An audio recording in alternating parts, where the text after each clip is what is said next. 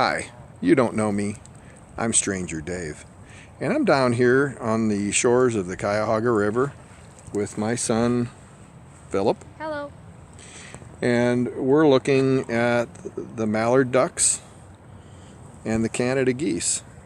Now some of these Canada geese, I don't see any of them right now, look quite small. Some of the Canada geese I was looking at earlier, let me go over here, looked really small. And they might be cackling geese, which is a subspecies of Canada goose that's not much bigger than a duck. So some of those might actually be cackling geese that are migrating through, though I haven't heard them honking. But the ones you hear in the background honking are the regular, I don't know the exact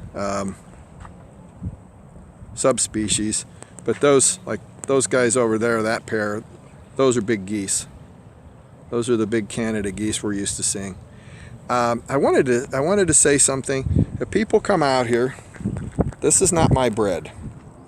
People come out here and they feed these ducks and geese bread. And I just want to say that it is a bad idea. Feeding bread to geese and ducks it's not nutritious. It gets into the crop of the bird, and it just kind of ferments in there, and it can actually make them sick. So if you want to go out and feed your ducks and geese, take them, a bag of salad, maybe a can of corn, greens, something like that, something nutritious.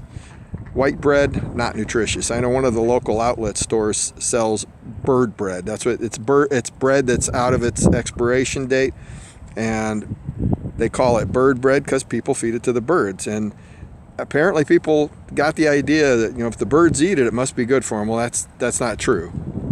So of course my opinion is you should leave wild things wild.